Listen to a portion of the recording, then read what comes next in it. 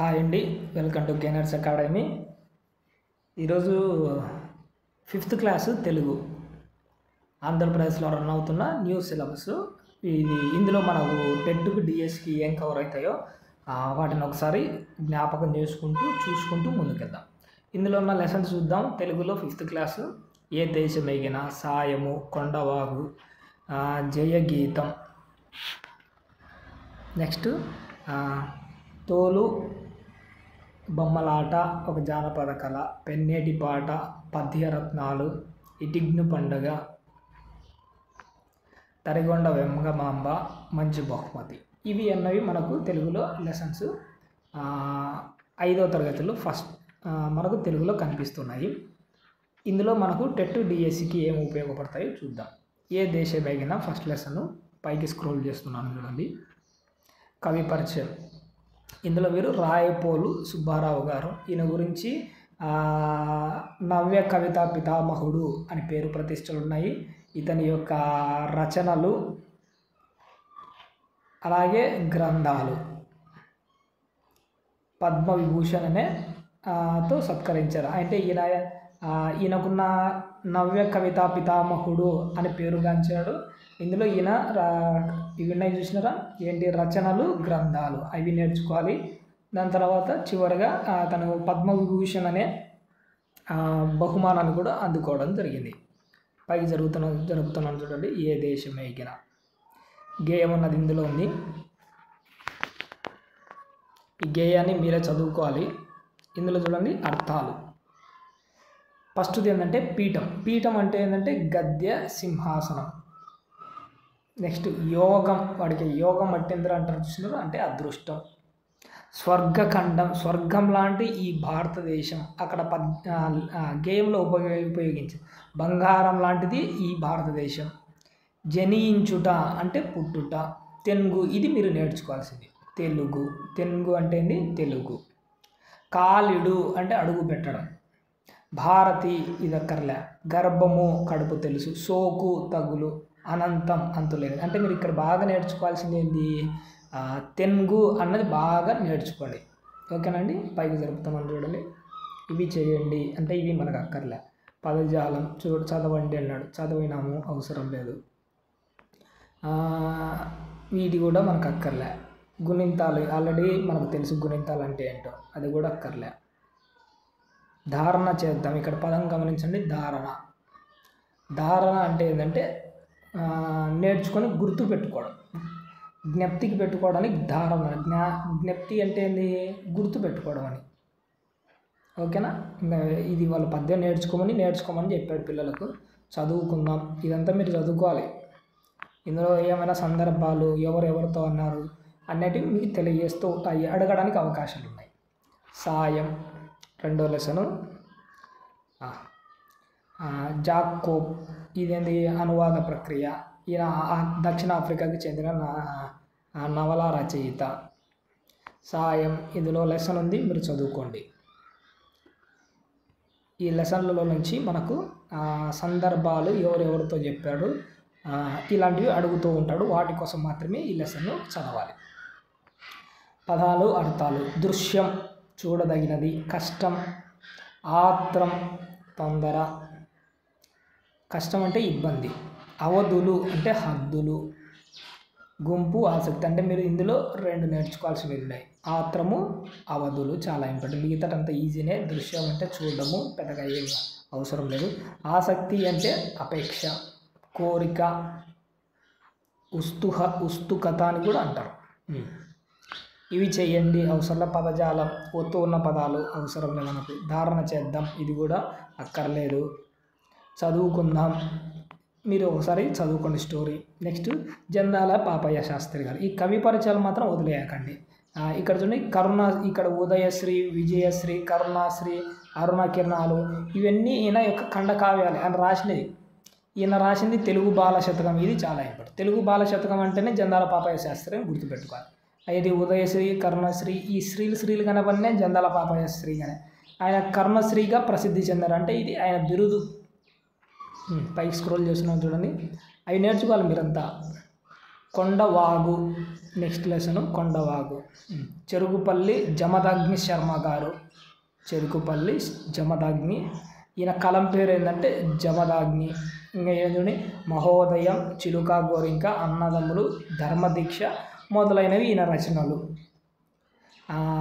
మనస్తత్వ చిత్రణ ప్రధానంగా కథలు రాశాడు. ఏమని అడుగుతాడు? పిల్లల మనస్తత్వ చిత్రణ, పిల్లలు మర్చిపోకూడదు, పిల్లల మనస్తత్వ చిత్రణ ప్రధానంగా కథలు రాసిన వ్యక్తి ఎవరు అంటారు? అదేది చెరుకుపల్లి జమదగ్ని శర్మ గారు. ఓకేనా? అలా మీరు వాటిని నేర్చుకోవాలి. పైకి స్క్రోల్ చేస్తున్నాను చూడండి. ఈ స్టోరీ మీరు చదువుకోవాలి. స్టోరీలోంచి సన్నివేశాలు, సందర్భాలు, ఎవరెవరితో చెప్పాడో, నేపథ్యాలు, వీటన్నిటిని అడుగుతారు. నెక్స్ట్ చూడండి, పదాలు. మేట అంటే ఇసుక ప్రదేశం. అంటే ఒక్కోసారి మనం ఈ పదాలు వింటుంటాయండి.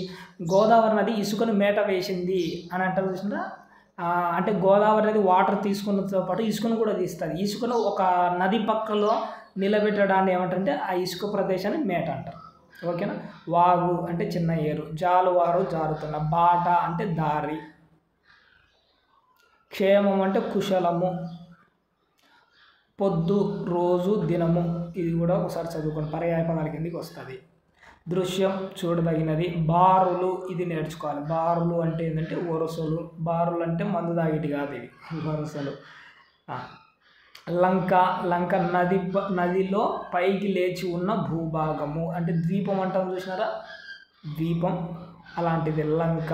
లంక అంటే ఏంటంటే శ్రీలంక అనుకోకండి, అందుకే మళ్ళీ చెప్తున్నాను. నదిలో పైకి లేచి ఉండి నది వారుతుంటుంది, మధ్యలో అక్కడక్కడ ప్లేసులు కనపడుతుంటాయి. నది ఇలా వచ్చి ప్లేసులు వచ్చి ఇట్లా సైడ్కి వారిపోతుంటుంది చూసినా, మధ్యలో భూభాగం ఉంటుంది. మనం అని ద్వీపం అంటాం మామూలుగా సముద్రాలలో అయితే, కానీ దీంట్లో నదుల పక్కల వాటిని లంక అంటారు. కథం తొక్కు అంటే ఉత్సాహంతో ముందుకెళ్ళు, అంటే దీంట్లో కథం తొక్కు, లంక, బారులు, పొద్దు, బాట, కుశలము, మేట, ఇవి మీరు నేర్చుకోవాల్సింది. మిగతాటి చదువుకోండి. ఇవి చెయ్యండి అన్నాడు. ఇవన్నీ మనకు అక్కర్లేదు, ఇది కూడా మనకు అక్కర్లేదు.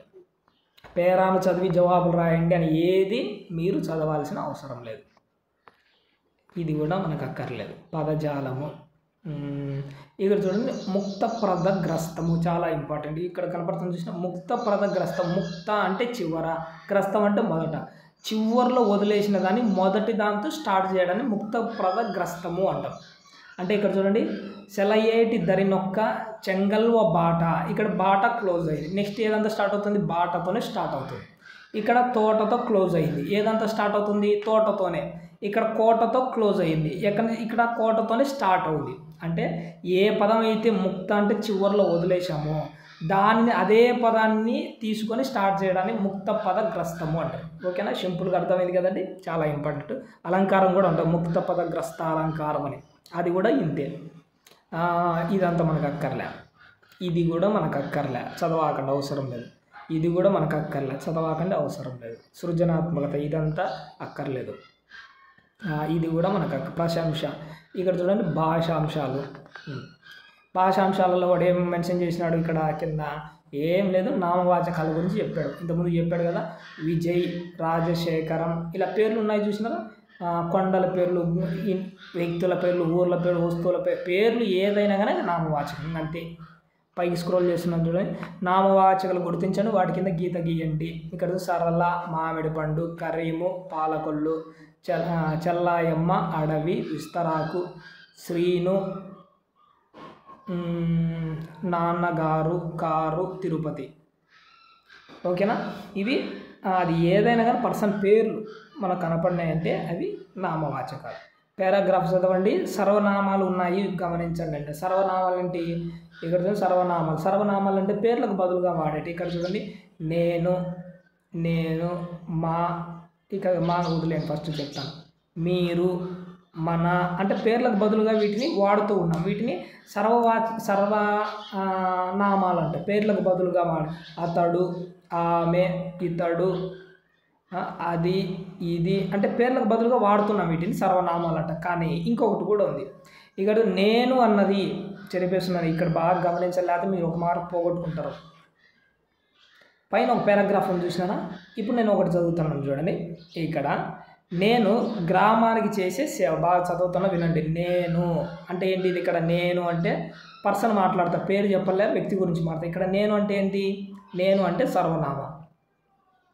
నా పేరు చెప్పడంలే కదా. నేను గ్రామానికి సేవ చేస్తే దేశానికి సేవ చేసినట్లే అని మా అమ్మ. ఇక్కడ మా అంటే అర్థం ఏంది? సర్వనామమా? కాదు. ఎవరి గురించి చెప్తున్నాము? అమ్మ గురించి చెప్తున్నాం. ఎవరమ్మ? మా అమ్మ. నామవాచకం గురించి చెబుతున్నాం. దీనిని మా అన్న పదం ఇక్కడ విశేషణాన్ని రిప్రజెంట్ చేస్తుంది. మా అమ్మ, మా నాన్న. ఓకేనా?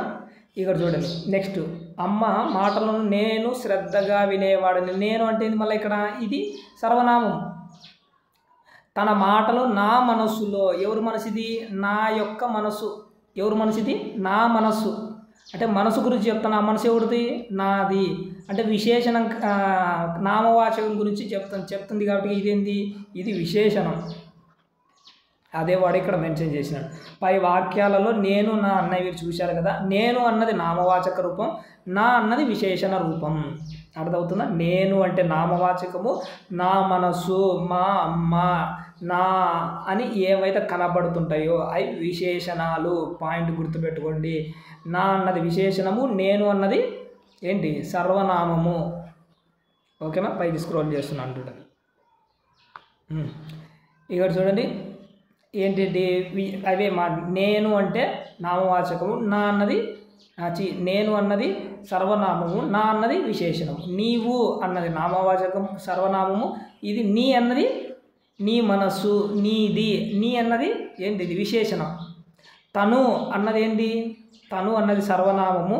తన మనస్సు, తన ఆకలి, ఇది ఏంటి? ఇది విశేషణం. తాము అన్నది సర్వనామము. తమ కోరిక అంటే ఏంటి? ఇక్కడ ఇది విశేషణం. ఇది సర్వనామము, ఇది విశేషణం. ఇది సర్వనామం, ఈ రెండు సర్వనామము, ఇది విశేషణం. మేము సర్వనామం, మా విశేషణం. మనం సర్వనామము, మన విశేషణం. మీరు సర్వనామం, మీ విశేషణం. అతడు, వాడు, ఇదేంటి? సర్వనామం. వాడి అనేది విశేషణం. అది సర్వనామం, దాని. అర్థమవుతుందా? ఇది విశేషణం. బాగా 1-2 సార్లు గమనించి నేర్చుకోండి. నెక్స్ట్ చూడండి. సర్వనామాల ద్వితీయ విభక్తి రూపాలు కింద ఉన్నాయి విధంగా ఉంటాయి. సర్వనామాలు అంటే నేను అన్నది సర్వనామం కదా, దీనికి ద్వితీయ విభక్తి ఏంది అంటాడు. అప్పుడు మీరు సచిన గొర్రెలు మాత్రమే మారిపోకండి. నేను చెప్తాను, ఈజీగా మార్పు తెచ్చుకోండి. సర్వనామ రూపంలో నేను అన్నది సర్వనామం కదా, దీనికి ద్వితీయ విభక్తి ఏంది? ద్వితీయ విభక్తి అంటే పక్కన రాస్తున్నాను చూడండి. 7 రాస్తున్నా. వెయిట్, చెరిపేస్తాను. ద్వితీయ విభక్తి డుమువులు ప్రథమా విభక్తి నీ, ను, లన్, కూర్చి, గురించి. ఇవి ద్వితీయ విభక్తి ప్రత్యయాలు.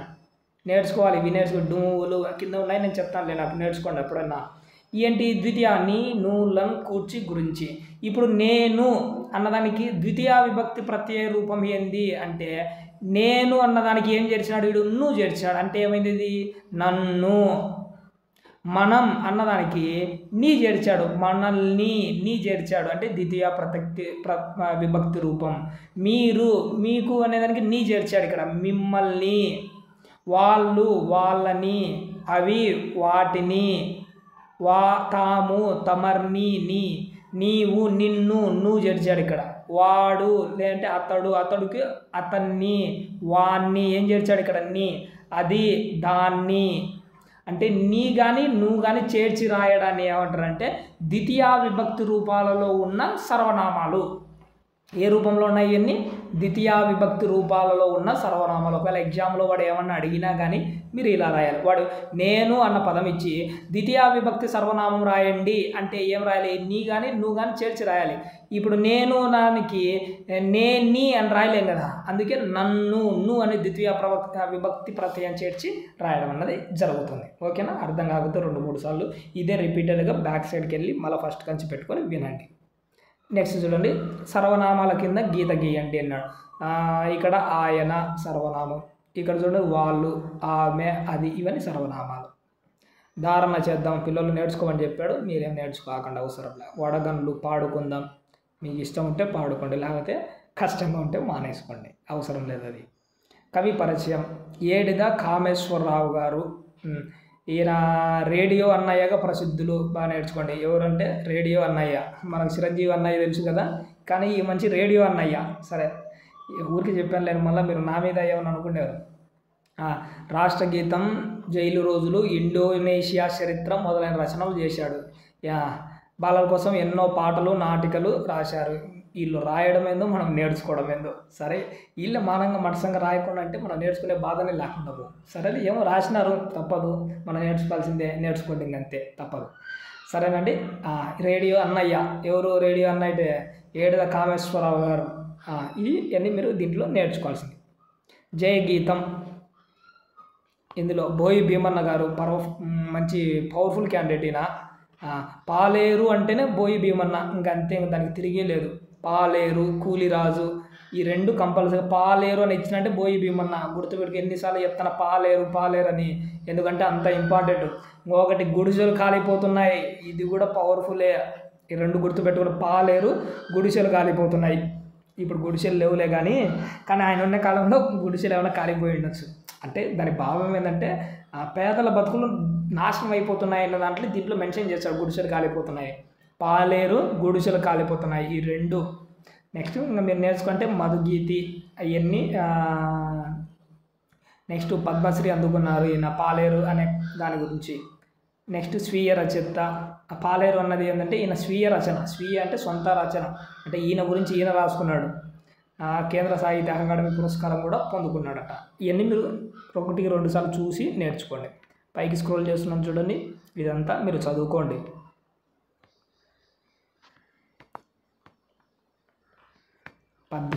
పదాలు, అర్థాలు. భాస్కర, భాస్కర అంటే సూర్యుడు, భాస్కరుడు అంటే సూర్యుడు. సంవిధానం చాలా ఇంపార్టెంట్. సంవిధానం అంటే రాజ్యాంగం, ఇది నేర్చుకోవాలి మీరు. తథాగత, ఇది కూడా నేర్చుకోవాలి. తథాగతుడు అంటే బుద్ధుడు అని. తథాగతుడు, సంవిధానం బాగా నేర్చుకోండి. వేదాంతము, ఉపనిషత్తులు అందరికీ తెలుసు. మదించి, చిలికి అంటే వీళ్ళు ఏం చేసినాడు, సముద్రాన్ని మదించి, అదేంటి ఏ దానికోసం, అమృతం కోసం పామును తోక తలా పట్టుకుని ఊపినారు, ఇలా చేసినారు కదా, సముద్ర మదనం అని. ఆడ మదించి అంటే చిలకడం. జగతి అంటే లోకం, నేర్చుకోకుండా అవసరంలే. శోధించి, పరిశోధించి. మహితము, గొప్పతనం, ఇది కూడా అక్కర్లే. అస్పృశ్యత, అంటరాని తను తెలుసు కాబట్టి అవసరంలే. అంత్య, చివర. ఉడిపి, తొలగించి, ఇది నేర్చుకోండి. ఉడిపి అంటే తొలగించు. సౌభ్రాతృం, సోదర భావం, ఇది కూడా నేర్చుకోండి, కానీ ఈజీనే. పంకం, పంకం అన్న బురద, పంకిలం అన్నా కానీ బురదని గుర్తుపెట్టుకోండి, అడుగుతాడు ఎప్పుడన్నా. మ్రోళ్ళు, ఆకులు రాలిన చెట్టు, ఇది కూడా నేర్చుకోండి. సంఘర్షణ, మదనపడు. నిష్కుల అంటే కులము లేని, అంటే ఇవన్నీ మీరు ఏం నేర్చుకోవాలి. భాస్కర, సంవిధానం, బుద్ధుడు, తథాగత బుద్ధుడు, తథాగతుడు అంటే బుద్ధుడు. వేదాంతం, మదించి అంటే చిలకడం, ఇది నేర్చుకోవాలి. ఉడిపి, తొలగించు. సౌభ్రాతృత్వం, సోదర భావం. పంకం లేదంటే పంకిలం అంటే బురద, మట్టి. మ్రోళ్ళు, ఆకులు రాలిన చెట్లు, మోడు చెట్టు అంటారు చూసినారు, అది. ఇంకా ఇవన్నీ ఇంకా ఏం అక్కర్లేదు, అవసరం లేదు. పైకి స్క్రోల్ చేస్తున్నాం. ఇవన్నీ అవసరంలే, ఇది కూడా అక్కర్లే. సంభాషణ, ఇది అస్సలు అవసరంలే. ఎవరున్నారో ఇది కూడా మనకు అక్కర్లే. ప్రశ్నలు రాయండి, ఇది అస్సలు అవసరంలే. పదజాలం, ఇది దీంట్లో నేర్చుకోండి. ఇందాక చెప్పాను ఫస్ట్ ఏంది, సంవిధానం. సంవిధానం అంటే రాజ్యాంగం, ఇందాక నేను చెప్పాను కదా. తథాగతుడు, బుద్ధుడు, చాలా ఇంపార్టెంట్ రెండు. వేదాంతము, ఉపనిషత్తులు. యోద్ధ అంటే వీరుడు. సూరి అంటే పండితుడు, ఇది బాగా నేర్చుకోండి. సూరి అంటే ఏంటి, రివర్స్ ఏమన్నా చెప్పానా? సరే, ఒకవేళ ఇదే అనుకుంటున్నాను, రివర్స్ అయితే మీరు కామెంట్ బాక్స్లో కామెంట్ చేయండి. యోద్ధ అంటే యోధుడు, వీరుడు. సూరి అంటే నేను పండితుడు అనుకున్నాను, లేకపోతే సూరి అంటే వీరుడు, యోద్ధ అంటే పండితుడు. ఒకవేళ అది రివర్స్గా ఉంటే, ఒకవేళ నిజమైన మీకు తెలిసినదంటే కామెంట్ చేయండి, లేకపోతే ఇది నేర్చుకోండి. పైకి స్క్రోల్ చేస్తున్నాను చూడండి.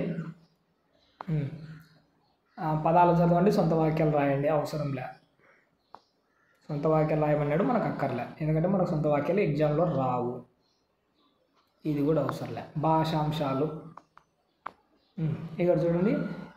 విశేషణాల గురించి మాట్లాడు. విశేషణాలు అనేది నామవాచకాల గుణాలను తెలుపుతుంటుంది. ఇవి ఎప్పుడు ఇప్పుడు పాఠశాల పాఠశాల అన్నది నామవాచకం, కానీ ఏ పాఠశాల? అది సంగీత పాఠశాల, అంటే సంగీతం నేర్పించే పాఠశాల. ఇది సంగీతం అనేది ఏంటి అంటే పాఠశాలను దానికి గుణాన్ని తెలియదు, సంగీతం నాట్యమా ఇంకొకటి అని. అలా పాఠశాల నామవాచకం గురించి తెలియజేసే విశేషణాన్ని ఏమంటారు అంటే విశేషణం అంటాం. ఇక్కడ చూడండి వీణలు అంటే మన గురించి ఏం వీణలు? అది చిన్నవా పెద్దవా పొడుగుటా ఎర్రవా అని చెప్తుంటుంది, ఇది విశేషణం. నెక్స్ట్ నృత్యం అంటే తెలుసు, డ్యాన్స్. ఎలాంటి డ్యాన్స్ అది? అందమైన నృత్యం. అందమైనది అనేది ఏంటి ఇక్కడ? విశేషణం. పిల్లను గ్రోవి మనకు తెలుసు, అది ఎలాంటిది? చక్కని పిల్లను గ్రోవి, ఇది విశేషణం. కచేరీ అంటే మనకు తెలుసు, అలా ఎలాంటి కచేరీ? మంచి కచేరీ. ఇక్కడ చూడండి కచేరీకి వెళ్ళిన అనుభూతి, ఇక్కడ చూడండి ఇది ఒక ఫీలింగ్, ఇది కూడా విశేషణమే. ఇక్కడ నరసింహకు మంచి కచేరీకి వెళ్ళిన అనుభూతి కలిగింది, ఇక్కడ అనుభూతి అంటే ఏంది? ఇది డైరెక్ట్ విశేషణమే. ఓకేనా? పైకి స్క్రోల్ చేస్తున్నాను చూడండి, కిందని చూద్దాం మీకు అర్థమైంది. స్వర్ణ డాష్ పాట పాడింది. ఏ పాట పాడింది? శ్రావ్యమైన పాట పాడిపోయింది. అబ్బో. జయంతి డాష్ కలం కొన్నది. ఎలాంటి కలం కొన్నది? సరే ఎర్రని కలం కొన్నది అన్నావా, నల్లని కలం కొన్నది అన్నది? మొత్తానికి ఎర్రని కలమే రాజ్యంలో ప్రజెంట్. ఏం చేద్దాం, ఎర్రది నల్లది రెండు ఉంటాయి కదా కలంలో. నెక్స్ట్ తోలుబొమ్మలాట, ఇది దీనికి కదా శ్రావ్యమైన పాట. తోలుబొమ్మలాట డాష్ కళారూపం. ఎలాంటి? ప్రాచీన కళారూపం. ప్రాచీన. నెక్స్ట్ జయంతి అయిపోయింది. ఆకాశం నల్లని మబ్బులతో ఉంది. Very good. రాము కొత్త చొక్కా తొడుక్కున్నాడు.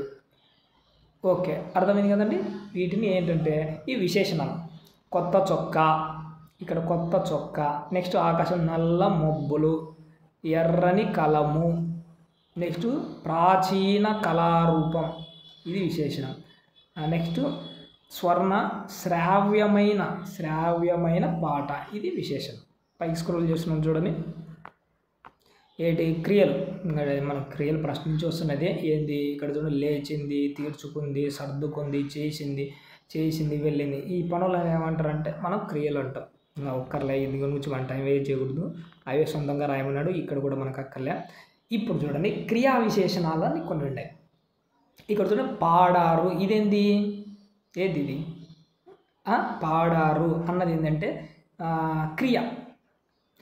ఈ క్రియ గురించి చెప్తాను. ఎలా పాడింది? చక్కగా పాడారు. ఇదేంది? క్రియా విశేషణం. క్రియ గురించి తెలియజేసే విశేషణం. పాడింది, ఎక్కడ పాడింది?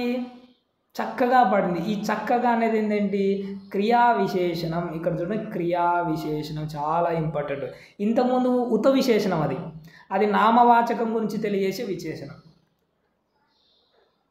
చొక్కా, ఎలాంటి చొక్కా? అది తెల్ల చొక్కా. ఈ చొక్కా అనేది ఏంది? నామవాచకం. ఈ తెల్ల అనేది ఇది విశేషణం, అంటే ఇది నామవాచకం గురించి తెలియజేసే విశేషణం. అర్థమవుతుందా? కానీ ఇక్కడ ఏ విశేషణము? పాడారు అన్నది క్రియ. ఎలా పాడింది? చక్కగా పాడింది. ఎలా పాడింది? చక్కగా. ఏ దాని గురించి చెప్తుంది? ఇక్కడ క్రియ గురించి చెప్తుంది. అర్థమవుతుంది? దీని క్రియ గురించి చెప్తుంది కాబట్టి ఇది క్రియా విశేషణం. ఇది నామవాచకం గురించి చెప్తుంది కాబట్టి ఇది మామూలు విశేషణం. ఓకే, అర్థమైంది కదండి. నెక్స్ట్ చూడండి. నిశాంత్ గబగబా పరిగెత్తాడు. లేదంటే ఏం రాజ్యం వద్దులే, వేగంగా అని రాజ్యం. దీంట్లో వేగంగా. నిశాంత్ ఎలా పరిగెత్తున్నాడు? వేగంగా. పరిగెత్తడం అన్నది క్రియ కదా. ఎలా పరిగెత్తున్నాడు? వేగంగా పరిగెత్తున్నాడు. క్రియ గురించి చెప్తుంది. అంటే ఏంది? ఇది క్రియా విశేషణం. ఓకేనా? సక్రు చెట్టుపైకి ఎలా ఎక్కాడు? గబగబా ఎక్కాడు. ఎలా ఎక్కాడు?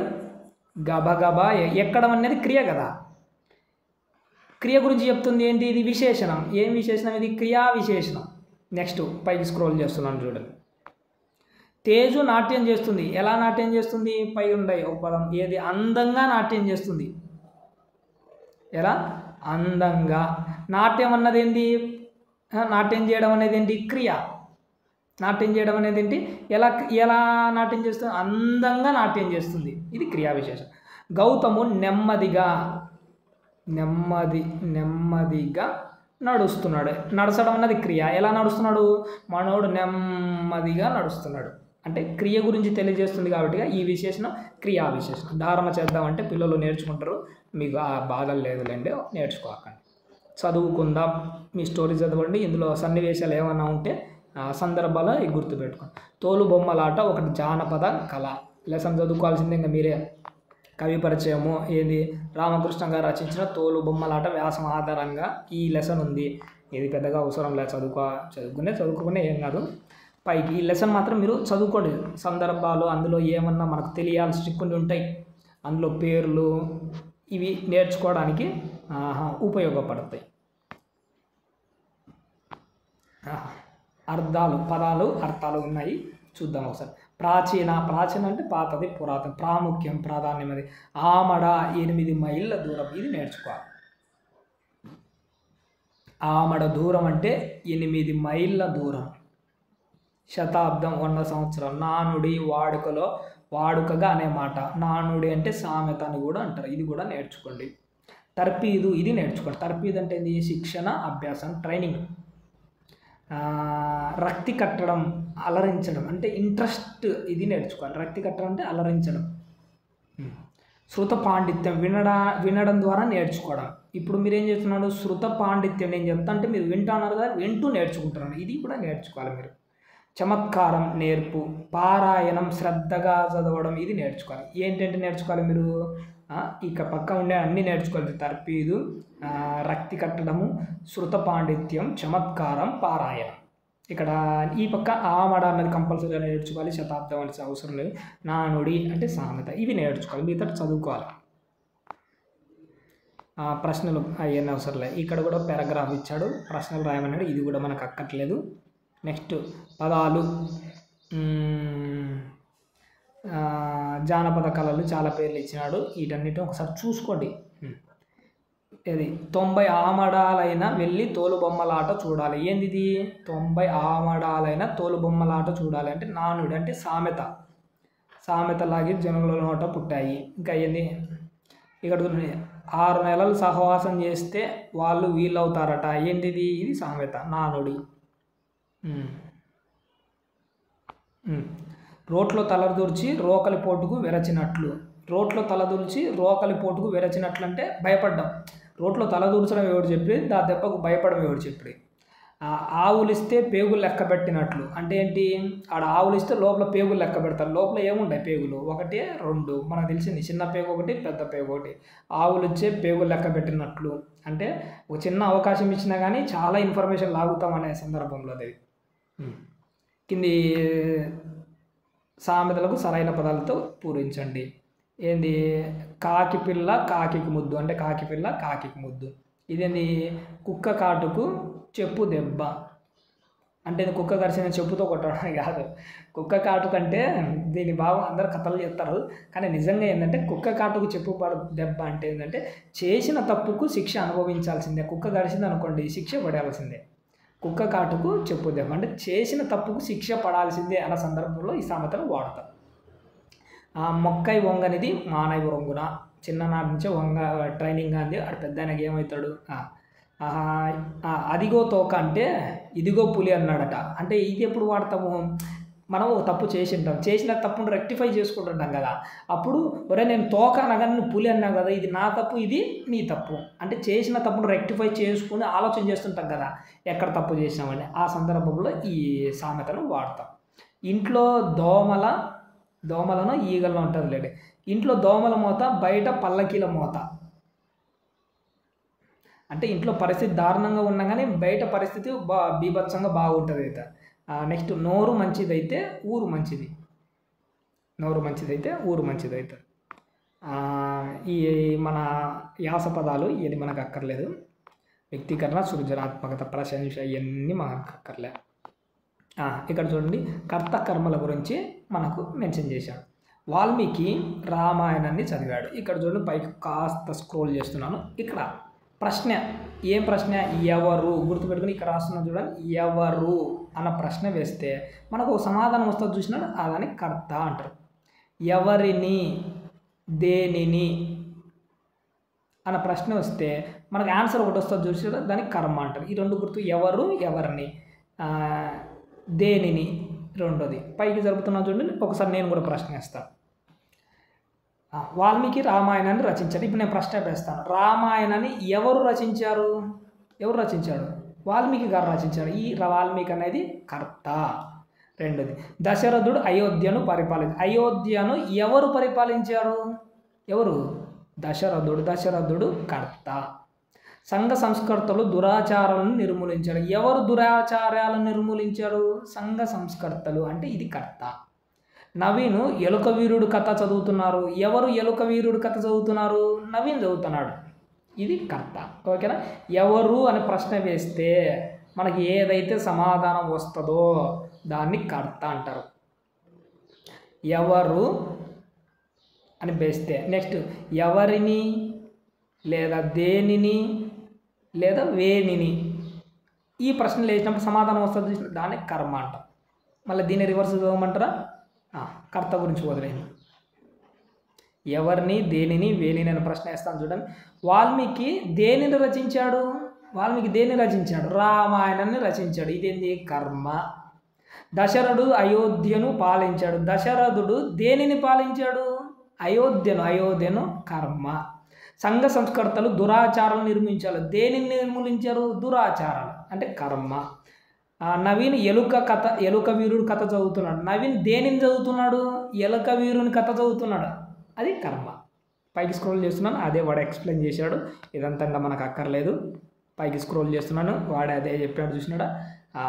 ఎవరిని దేనిని వేటిని అనే ప్రశ్నలకు వచ్చే సమాధానం కర్మ. అదే చెప్పినాడులేండి, ఏం అక్కర్లేదు.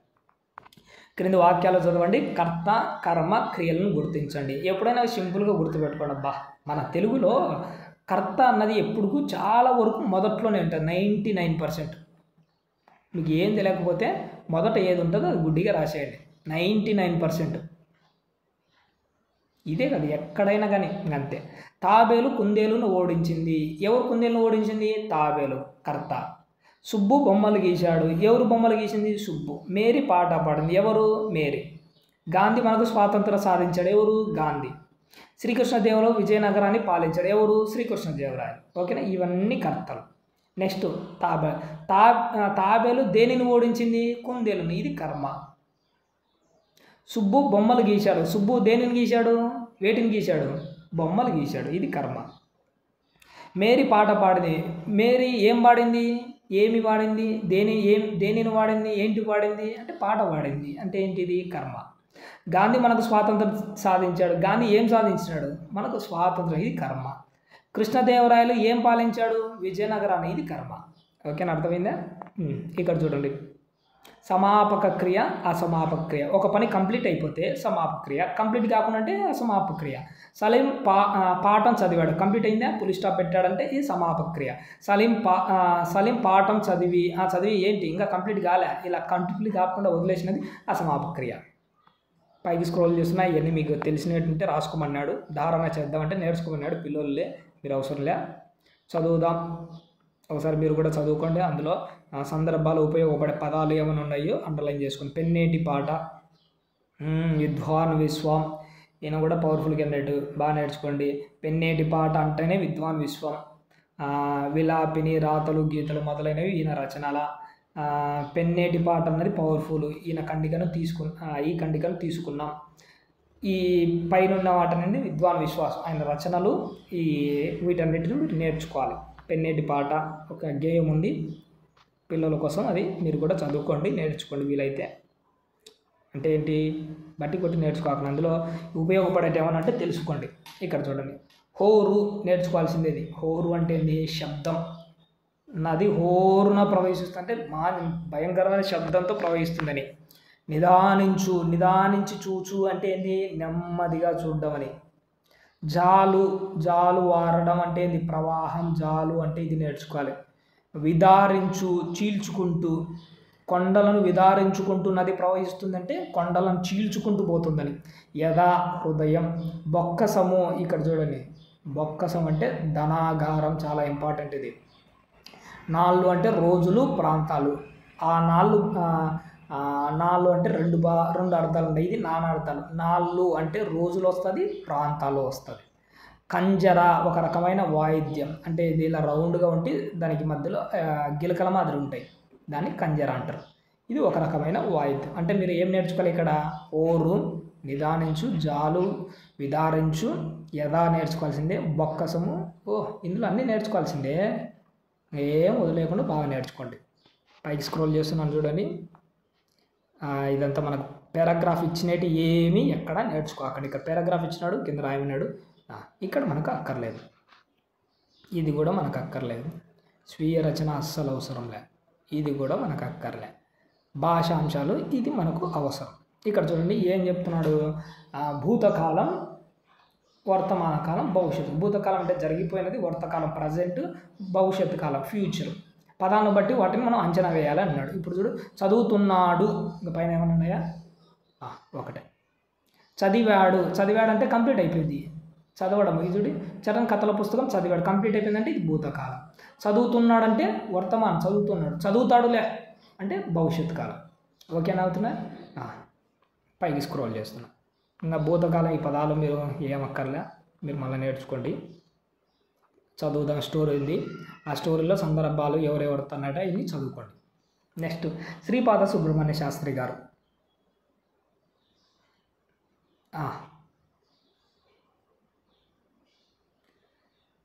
సరైన నాటకాలు ఆత్మబలి, రక్షాబంధన వంటి నవలు రచించాడు. అనుభవాలు, జ్ఞాపకాలు అన్న పేరుతో వివరించిన స్వీయ చరిత్ర, ఆనాటి ఆంధ్రుల సాంఘిక చరిత్ర, ఇది నేర్చుకోవాలి. అనుభవాలు, జ్ఞాపకాలు, ఎవరి స్వీయ రచన? ఇది శ్రీపాద సుబ్రహ్మణ్య.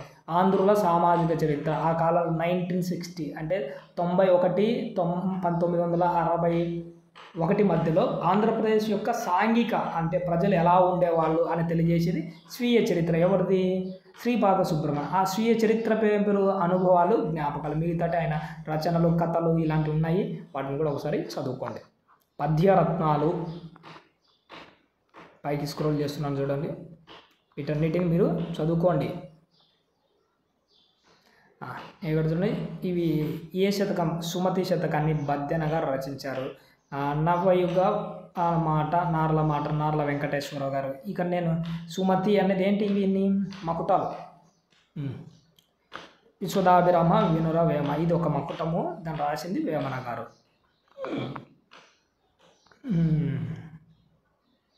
ఇది చాటు పద్యాలు, ఇది మనకు అక్కర్లేదు.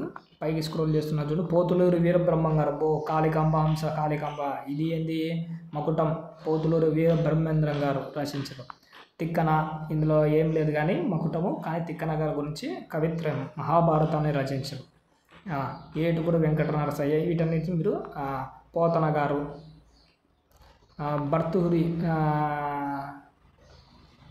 భర్తృహరి సుభాషితము. పైకి స్క్రోల్ చేస్తున్నాం చూడండి, ఇవి మనకు చాలా ఇంపార్టెంట్. ఎడతెగక అంటే కంటిన్యూస్గా విడవకుండా, తెగిపోకుండా అని. ద్విజుడు, ఇది మనకు పెడగాజీ నేను ఎక్స్ప్లెయిన్ చేసినప్పుడు వీటి గురించి బాగా చెప్తాను. ద్విజుడు అంటే బ్రాహ్మణుడు, అప్పట్లో విద్య నేర్చుకునేవాడు. నెక్స్ట్ చొప్పడిన, ఉన్నట్టు, పొసగా, తగినట్లుగా. చిక్కెనేని, దొరికితే. చిక్కెనేని అంటే దొరకదు. కీడు అంటే హాని. పరిణతి, మార్పు, ఇది నేర్చుకోండి. సంశయించు అంటే సందేహించడం. ప్రాభవం, ఇది నేర్చుకోండి. ప్రాభవం అంటే ఏంటి?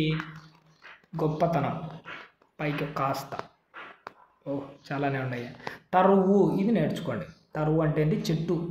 తరువులు అంటే చెట్లు. గురుత అంటే గురుతు కాదు, ఇది గురుత, గొప్పతనము, బరువు, ఇది నేర్చుకోవాలి. నింగి అంటే ఆకాశం, తెలుసు.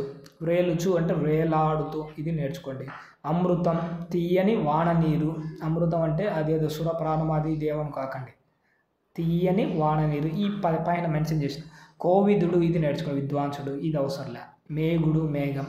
సమృద్ధి, ఎక్కువగా ఉండడం. పెన్నిధి, గొప్పదైన నిధి, ఇది నేర్చుకోండి. గొప్పదైన నిధిని పెన్నిధి అంటారు. ఈ పక్క రైట్ సైడ్.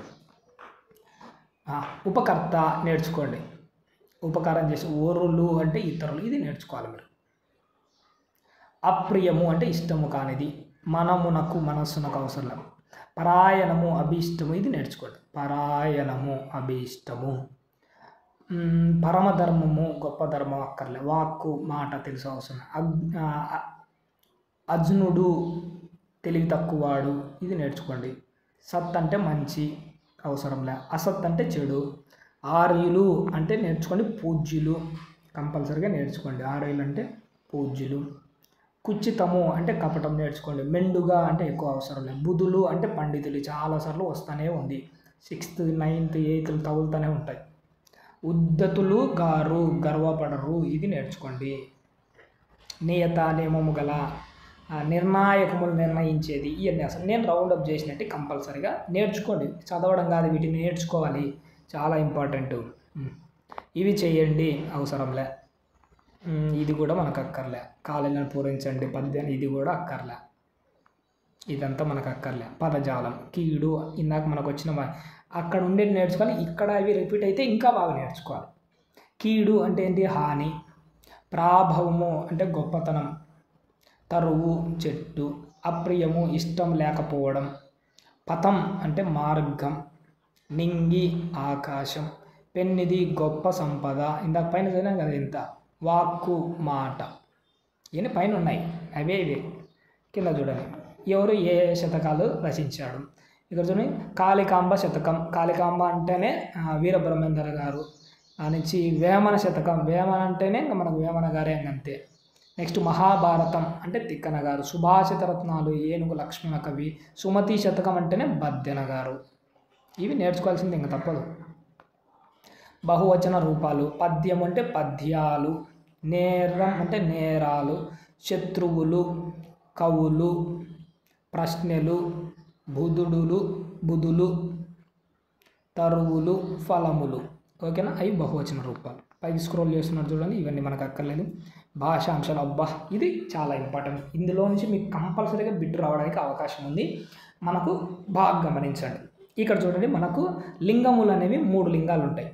అంటే స్త్రీలింగం, పురుషలింగం, నపుంసకలింగం.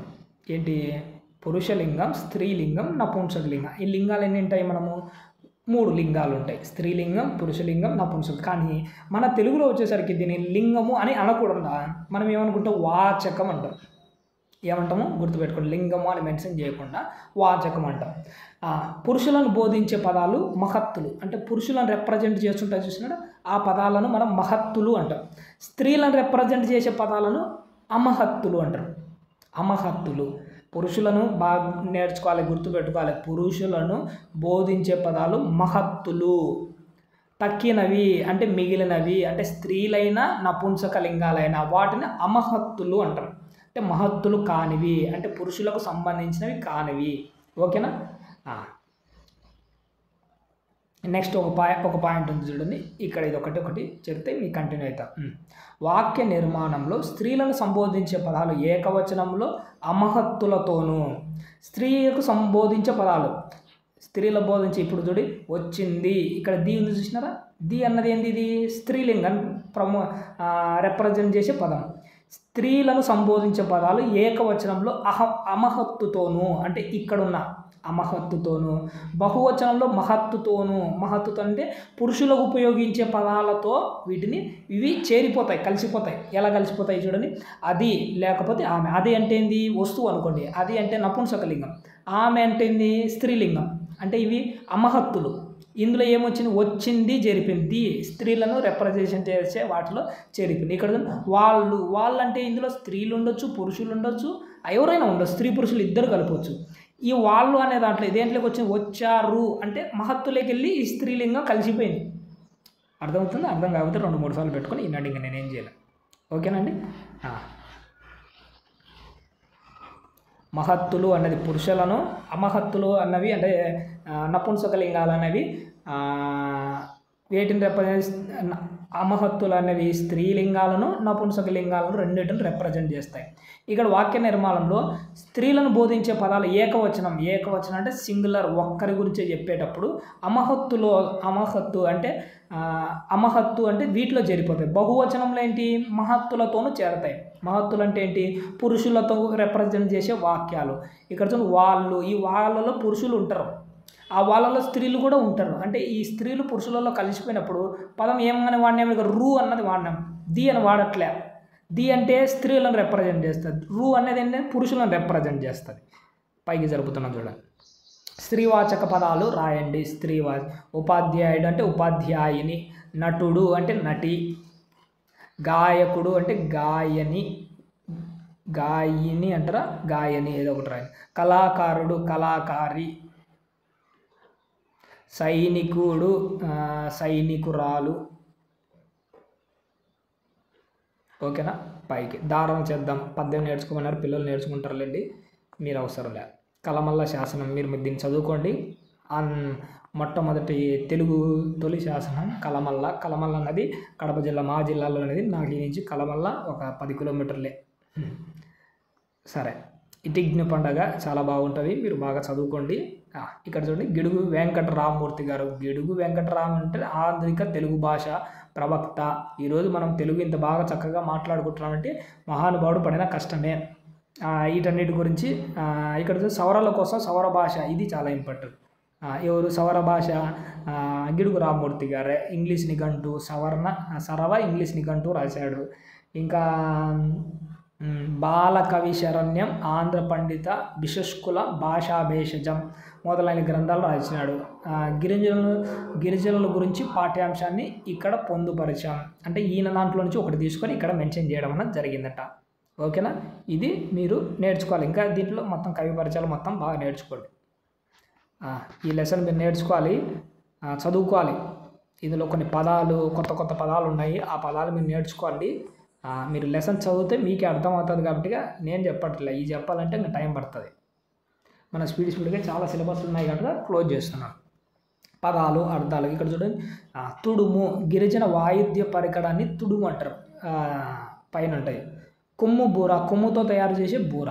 సందడి, పండుగలందరూ కలిసిమెలిసి తిరగడానికి సందడిగా ఉంటారు. మొక్కుబడులు, భగవంతులకు చెల్లించే ముడుపులు. తోరణాలు, గుమ్మాలకు మామిడికాయలతో కట్టే దండ తెలుసు. కుదురు, కుండలు కదలకుండా నిలిపే గుండ్రని అమరిక. హేళన అంటే ఎగతాళి. తింస, కోయ. కోయ అనేది గిరిజన నృత్యాలు. కోయ అనేది భాష కూడా ఉంటుంది, తింస అనేది నృత్యం కంపల్సరిగా. అటక, చిన్న మిద్దెన అటక. రొడ్డ కనుసు. రొడ్డ కనుసు అంటే గ్రామ ఊరేగింపు. ఇది నేర్చుకోండి. ఇవి మీరు చదువుకోవాల్సింది, కొన్ని నేర్చుకోవాల్సింది. పైకి స్క్రోల్ చేస్తున్నాను చూడండి. ఇదంతా మనకు అక్కర్లేదు, ఇది కూడా అక్కర్లే. పారాగ్రాఫ్ ఇచ్చినాడు చదువుకోమని అంటే అవసరమే లేదు, ఇదంతా మనకు అక్కర్లే. ఇక్కడ చూడండి, ఆమ్రేడిద పదాల గురించి కొన్ని చెప్పాడు. మొదట ప్లస్ మొదట కలిపితే ఏమైంది? మొట్టమొదట. ఇలాంటి కొన్ని ఉన్నాయట. తుట్ట తుద, తుట్ట కలిపితే తుట్ట తుద. అట్ట ప్లస్ అడుగు ప్లస్ అడుగు కలిపితే అట్టడుగు. కడ ప్లస్ కడ కలిపితే కట్టకడ. నెక్స్ట్ ఇక్కడ తుట్ట అని చెప్పినా కదా. తుదా ప్లస్ తుదా కలిపితే తుట్ట తుద. చివర ప్లస్ చివర కలిపితే చిట్ట చివర. ఏలకు ప్లస్ ఏలకు అని కలిపితే ఎట్టకేలకు. పగలు ప్లస్ పగలు కలిపితే పట్ట పగలు. ఓకే, అర్థమవుతుందని పైకి స్క్రోల్ చేస్తున్నాను. ఇదంతా మనకు అక్కర్లేదు. భాషాంశాలు, విభక్తి ప్రత్యయాలు ఇక్కడ చూడండి. పాలు, సేమ్యాతో, పాయసంతో, కోసం, గురించి, కు, యొక్క, వీటిని విభక్తి ప్రత్యయాలు అంటారు. ఇక్కడ పైకి చూడండి, ఈ విభక్తి ప్రత్యయాలు మీరు ఖచ్చితంగా నేర్చుకోవాల్సిందే. ఇవి నేర్చుకుంటే మీకు 6th, 7th, 8th, 9th, 10thలలో సమాసాలలో ఇవి చాలా బాగా ఉపయోగపడతాయి. ప్రథమా విభక్తి అంటే ప్రథమా తత్పురుష సమాసం. ఇవి నేర్చుకుంటేనే వస్తాయి. ఇవేమి నేర్చుకోవాలి? 1-2 సార్లు నెంబర్ ఆఫ్ టైమ్స్ పలుకుతే వచ్చేస్తాయి. ఏం కాదు, ఒకసారి నేను పలుకుతాను, నాతో పాటు మీరు పలకండి. 2-3 సార్లు వినండి, 2 సార్లు పలకండి, వచ్చేస్తుందండి. నేను ఎలా పలుకుతున్నానో ఆ ఫ్లోలోనే పలకాలి మీరు. సరేనండి, మొదలు పెడతాం. డుమువులు ప్రథమా విభక్తి. నీనూలను కూర్చి గురించి ద్వితీయ విభక్తి. చేతంచేన్ తోడంతోన్ తృతీయ విభక్తి. కొరకున్ కై చతుర్థి విభక్తి. వలనన్ కంటెన్ పట్టి పంచమి విభక్తి. కిన్కున్ యొక్క లోన్ లోపలన్ షష్ఠి విభక్తి. అందున్నన్ సప్తమి విభక్తి. ఓ ఓయి ఓరి ఓసి సంబోధన పదమా విభక్తి. వీటిని నేను పలికిన ఫ్లోలోనే పలికితే ఈజీగా వచ్చేస్తాయి, నేర్చుకుంటేనే. ఇక్కడ చూడండి, శ్రీకాకుళం డాష్, దీనిని మామిడి టెంక పండుగ అంటారు. శ్రీకాకుళంలో కిన్కున్ యొక్క లోన్ లోపల షష్ఠీ విభక్తి అంటే ఇక్కడ నేను నేర్చుకున్నాను కాబట్టి డైరెక్ట్ రాస్తున్నాను. ఇంటిజ్ పండుగను చేత్ పొరోబ్ అని కూడా అంటారు. నీ నూలన్ కూర్చి గురించి ద్వితీయ విభక్తి. ఈ పండుగ విజయనగరం ప్రాంతంలో చేస్తారు. కిన్కున్ యొక్క లోన్ లోపల షష్ఠీ విభక్తి. మంచి పుస్తకము మంచి మిత్రుడు. మంచి పుస్తకానికి మించిన మంచి మిత్రుడు లేడు. నీ నూలన్ కూర్చి గురించి ఇక్కడ నా ఉన్నాయి ఏమన్నా అందున్నన్ ఇక్కడ నా ఉంది చూసిన అందున్నన్ సప్తమి విభక్తి. మట్టితో బొమ్మలు చేయవచ్చు. కిన్కున్ యొక్క లోన్ లోపల చేతన్ తోడంతో ఏది తృతీయ విభక్తి. తృతీయ తత్పురుష సమాసం అవుతారు. పైకి జరుపుతున్న పాడుకుందాం అంటే మీరు పాడుకోండి. తెలుగు సవర భాష తెలుగు భాష ఏమంటారు సవర భాషని గురించి మీరు చదువుకోండి. చదువుకుందామంటే మీరు చదవాలనుకుంటే చదువుకోండి, లేదంటే లేకపోతే వద్దు. కానీ అందులో ఉపయోగపడేది ఏమనంటే చూడండి, తరిగొండ వేంగమాంబ గారు ఇక్కడ కొన్ని ఉంటాయి, అవి నేర్చుకోండి. ఇది ప్రథమ మహిళ, భారత కోకిల ఇలాంటివి ఉంటాయి. ఈ లెసన్లో మీరు చదివి తెలుసుకోండి. తరిగొండ వేంగమాంబ గారు లెసన్ చదువుకోండి. ఇందులో మనకు ఉపయోగపడేటి సందర్భాలు ఎవరెవరితో అన్నాడు ఇవన్నీ చదువుకోండి. అంతరాలు అంటే తేడాలు. శతాబ్దం అంటే 100 సంవత్సరం. పాఠవం అంటే సామర్థ్యం, ఇది కూడా నేర్చుకోవాలి. ద్విపద అంటే 2 పాదాల పద్యం, ఇది చాలా ఇంపార్టెంట్, నేర్చుకోండి. మూఢాచారం ఈ అవసరం లేదు. కట్టుబాట్లు నిబంధనలు తెలుసు. ఆంక్షలు నిర్బంధాలు ఇది నేర్చుకోండి. సిద్ధహస్తురాలు ఇది నేర్చుకోండి. నేర్పరి. సిద్ధహస్తురాలు అంటే నేర్పరి, మంచి అందులో పట్టు ఉన్నది. చలివేంద్రం మంచినీరు ఇచ్చే చోటు. నెక్స్ట్ అనగాత్ములారా అంటే పుణ్యాత్ములారా అని. ఇక్కడ ఇది నేర్చుకోవాలి. ఇది ఇవి నేర్చుకోండి. మీరు పైకి స్క్రోల్ చేస్తున్నాను చూడండి. పారాగ్రాఫ్ ఇచ్చాడు అంటే మనం చదవాల్సిన అవసరం లేదు. ఇది కూడా మనకు అక్కర్లే. ప్రశ్నలో ఏమన్నాడు, ఇది అక్కర్లేదు. పదజాలం. జాతీయాలు. మన తెలుగులో పలుకుబడులు జాతీయాలు ఇవి భాషకు అందాన్ని ఇస్తాయి. బాలలందరూ అన్యం పుణ్యం ఎరుగని వాళ్ళు. అన్యం పుణ్యం అంటే ఏంది, మంచి చెడులు అని. వాళ్ళు కల్లా కపటం తెలియని వాళ్ళు, అంటే మోసం చేయడం ఇలాంటివి తెలియదని. అల్లారు ముద్దుగా పెరిగిన అల్లారు ముద్దుగా అంటే చాలా ఇష్టంగా పెంచినారని. 600 వాళ్ళు అనుకున్నది చేస్తారు. 600 అంటే ఏది ఏమైనా అసాధ్యమైన సాధ్యం ఏదైనా కానీ. అడపా అల్లరి చేస్తుంటారు. అడపా అంటే కొద్దిగైనా గొప్పగానే ఎలా అయినా చేస్తుంటారు. స్నేహానికి ఈడు జోడు చూసుకుంటారు. ఈడు జోడు అంటే సరి సమానమైన వాళ్ళు. ఈడు అంటే వయసు, జోడు అంటే సహవాసం, ఇద్దరు కలిసి ఉండరు. కొందరు మాటల్లో ఆరితేరిన వారు అంటే బాగా మాట్లాడగలరు అని. తలలో నాలుకలో ఉంటారు. తలలో నాలుకలు అంటే కలిసిపోయే విధంగా ఉంటారని. ఆబాల గోపాలం పిచ్చాపాటితో జీవితం. ఆబాల గోపాలం అంటే బాలును మొదలుకొని గోపాలం వరకు అంటే అందరూ అనకుండా ఆబాల గోపాలం అంటారు. పిచ్చాపాటితో జీవితం పిచ్చాపాటి అంటే టైంపాస్ మాటలతో జీవితాన్ని గడుపుతూ ఉంటారు. ఇవన్నీ మీకు అక్కర్లేదు, ఊరికి తెలుసుకుంటే బాగుంటుంది అంతే. ఇక్కడ చూడండి, క్రియాసహిత వాక్యము, క్రియారహిత వాక్యము. ఇక్కడ క్రియాసహిత క్రియారహిత మీకు అర్థం. పాప పాలు తాగుతుంది. ఇక్కడ చూడండి, ఇందులో ఏముంది, తాగడం అన్నది క్రియ ఉంది. 2వ లైన్ చూడండి, వాడు నా తమ్ముడు. సెంటెన్స్ కంప్లీట్ అయింది. వాడు నా తమ్ముడు. ఏంటి తమ్ముడు అయితే అందులో క్రియ ఏముంది, లేదు కదా. అంటే తాగుతున్నాడు, తిన్నాడు, లేస్తున్నాడు, కూర్చున్నాడు, ఆడుకున్నాడు, ఇలాంటి క్రియలు లేవు. క్రియలు లేని దాన్ని క్రియారహిత వాక్యాలు అంటారు అంతే. సంశ్లిష్ట వాక్యము అంటే వాక్యంలో ఒక సమాపక క్రియ ఉండి ఒకటి అంతకు మించి ఎక్కువ అసమాపక క్రియలు ఉంటే సంశ్లిష్ట వాక్యం. సమాపక క్రియ అంటే పులి స్టాప్ పెట్టి క్లోజ్ అయ్యేది. అసమాపక క్రియ అంటే కామాలు పెట్టి కంటిన్యూ అయ్యేది. అర్థమవుతుందా? ఒకటి అంతకంటే ఎక్కువ అసమాపక క్రియలు ఉండాలి, దాన్ని సంశ్లిష్ట అంటే. సమాపక క్రియ ఉండాలి, అసమాపక క్రియ, 2 దాంట్లో కలయికనే సంశ్లిష్ట వాక్యం అంట. పైకి జరుపుతున్న చూడండి, ఎగ్జాంపుల్ చెప్తే మీకు అర్థమవుతుంది. శామ్యులు పాఠం చదివి అన్నం తిని నిద్రపోయాడు. ఇది ఒక కంప్లీట్ అయింది సమాపక క్రియ. శ్యాములు పాఠం చదివి ఏం చేసినాడు, అన్నం తిన్నాడు. అంటే ఇక్కడ ఒకటి అసమాపక, ఇక్కడ ఒక అసమాపక క్రియ. 2 అసమాపక క్రియలు ఉన్నాయి, ఒకటి సమాపక క్రియ ఉంది. ఇది ఏంటి, సంశ్లిష్ట వాక్యం. సంయుక్త వాక్యం అంటే ఏంటంటే వాక్యంలో ఒకటి ఎక్కువ సమాపక క్రియలు ఉంటే అది సంయుక్త వాక్యం. ఇక్కడ చూడండి, ఇస్మాయిల్ ఊరికి వెళ్ళాడు వచ్చాడు, వెళ్ళాడు వచ్చాడు, ఎన్ని ఉన్నాయి? రెండు సమాపక క్రియలు. ఇలా రెండు ఉండడాన్ని సంయుక్త. సంయుక్త అంటే రెండు కలిసి ఉంటాయి. సంశ్లిష్ట అంటే ఒకటి సమాపము ఒకటి అసమాప, ఒకటి కానీ రెండు కానీ ఎన్నైనా ఉండొచ్చు. అది రత్నాలు పాలు తాగింది, కంప్లీట్ అయిపోయింది, వెంటనే నిద్రపోయింది, రెండు ఉన్నాయి. రెండు అంటే సంయుక్త. రెండు సంపూర్ణమైన క్రియలు ఉంటే అవి సంయుక్త.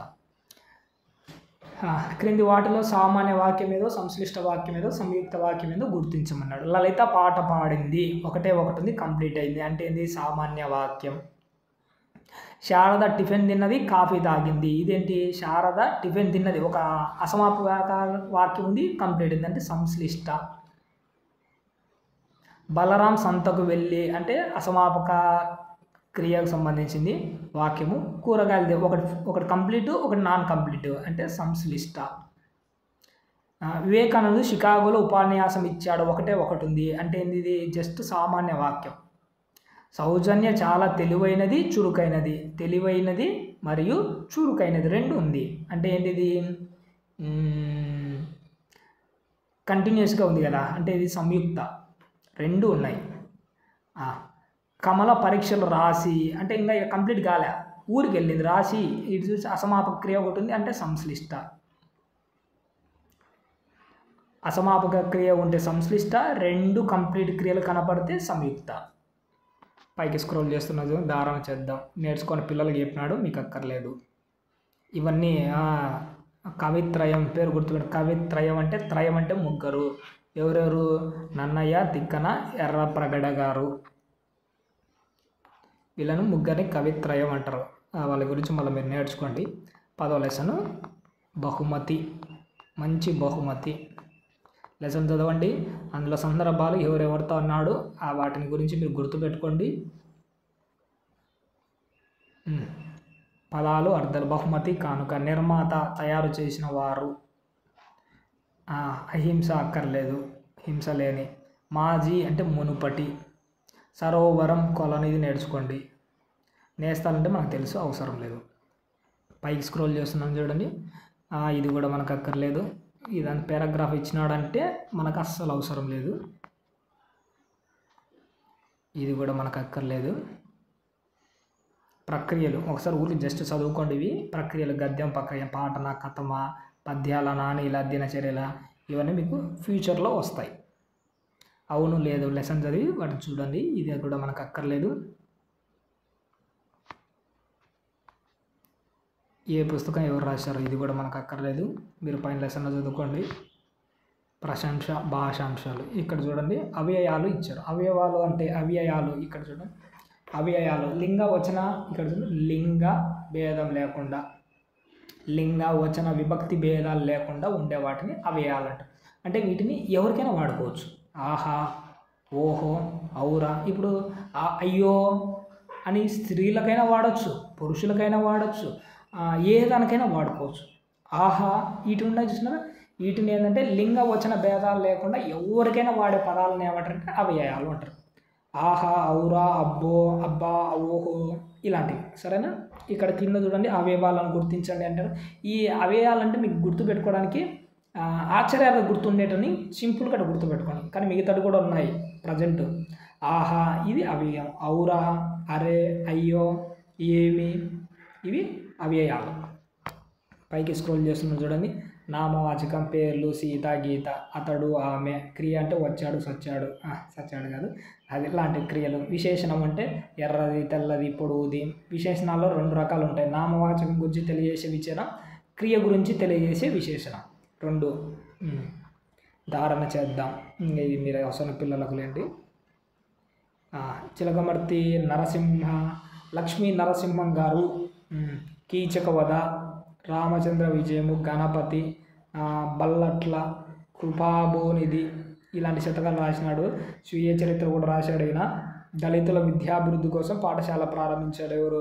చిలకమర్తి లక్ష్మీ నరసింహం గారు. ఇవన్నీ మీరు చదువుకోవాలి, చదువుకోవడం కాదు నేర్చుకోవాలి. ఓకే, ఇంతటితో మనకు 5th క్లాసు మొత్తము కంప్లీట్ అయిపోయింది.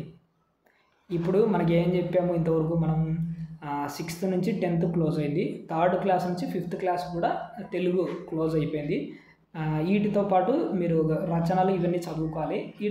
ఇప్పటికి మనం అన్ని ఎడ్జిటి వాళ్ళకైనా ఎస్ఏ వాళ్ళకైనా ఇప్పుడు నేను చెప్పినవన్నీ చదువుకున్నారంటే మీకు కంపల్సరీగా 30కి 30 రావడం అనేది జరుగుతుంది.